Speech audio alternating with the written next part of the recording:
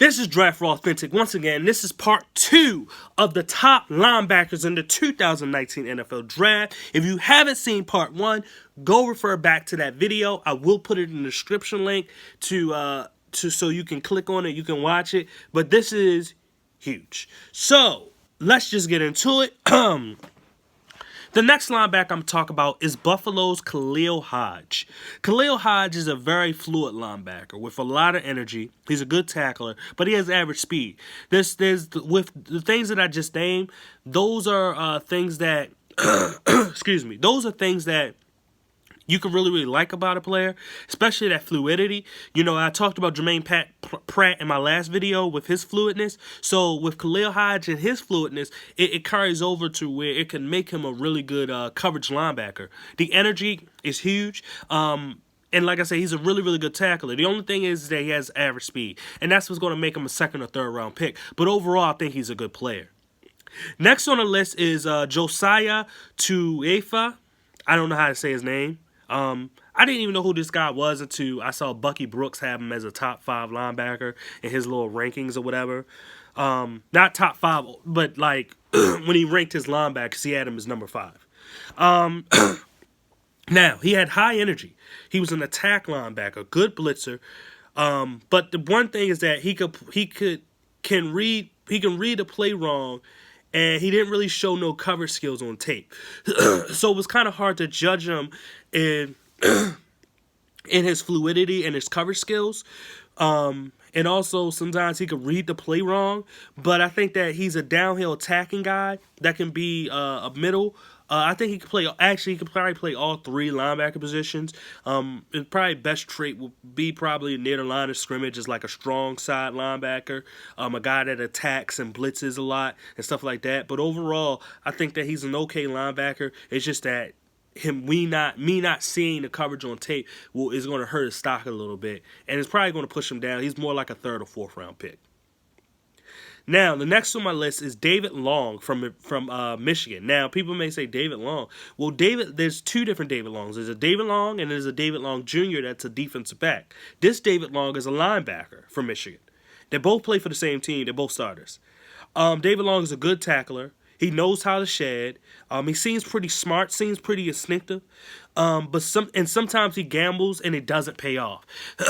And that's going to be a deterrent for him.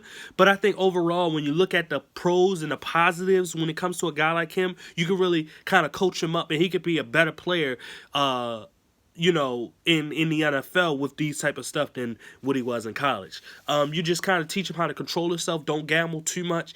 If he doesn't got it right away, and he just doesn't get it real quick, he's the type of guy that you just try to settle down. You say, look, this is how it's going to be. This is what I want you to do, and I can go out and do it. And he's the type of guy that, like I said, he knows how to shed. He's a good tackler, and he seems pretty smart. He just gotta stop gambling, and that's his whole thing. Next on the list is a linebacker that I could have talked about in my edge rusher video, but I didn't.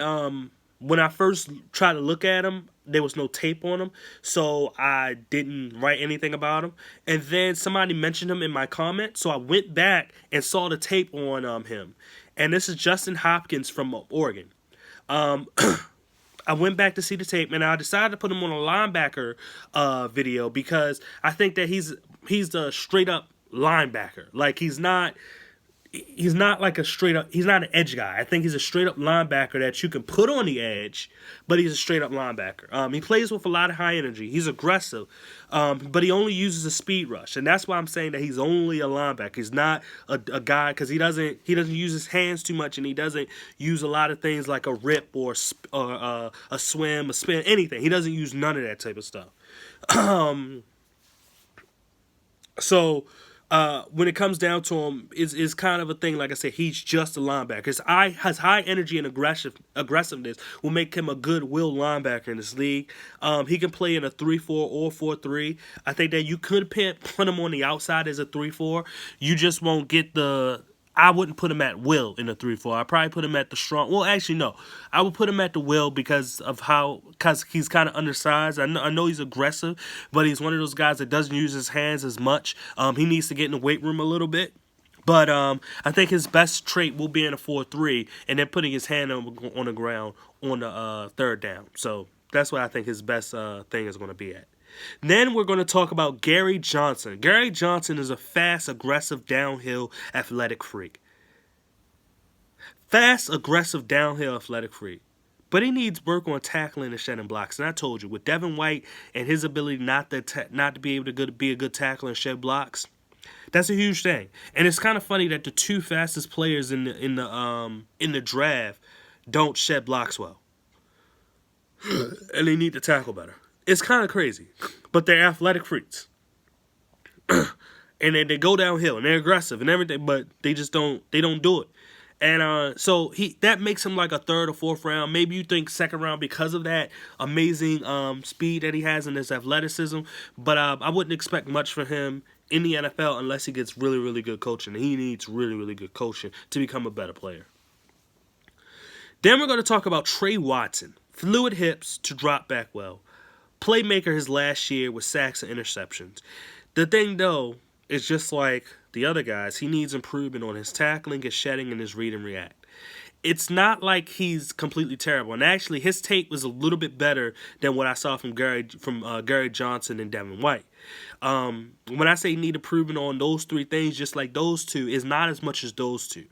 And I'm not just saying this because he's a Maryland guy. I'm not just trying to hype him up a little bit more. I'm just saying overall, when it comes down to it, his ability to be a playmaker and drop back well in coverage, hit the tackling and the shedding and the read and reacting things are not like it's not, it's whatever. But I think that he has something that he can bring that I saw on tape where it's just like, well, I can put him out on the field before I put Gary Johnson and Devin White. Because those guys will literally just be athletic freaks out there, while this guy will be a football player. So that's all I'm saying. The last guy I'm going to name, Blake Cashman from Minnesota. Literally just watched tape on him. I love this tape. He's a good read and react, good open field tackler, fast. The guy can really play. He can play this game. The thing is that he just needs to find the ball behind the line of scrimmage better. If he does that, he will be one of the best linebackers in the NFL. If he learns how to find the ball better and doesn't get too caught up in reverses and stuff like that, and he plays how he's supposed to play with that great instinct, he just needs to find the ball. The dude is going to be something special in the league. Trust me, this guy is pretty darn good, and his speed really translates into the game for what you saw at the combine. So overall, this is an okay linebacker class. I don't think that compared to probably even the last 2 years is not as good.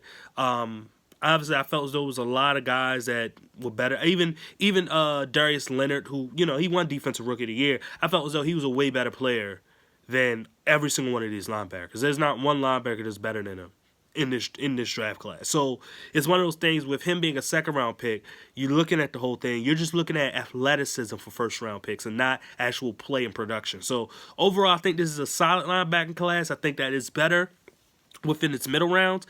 I'm not sure there is late round guys, and there definitely isn't early round, first round guys. I think that this is a straight up second, third, fourth round linebacker class that is out there, and I just think that it's a little bit overrated if you ask me.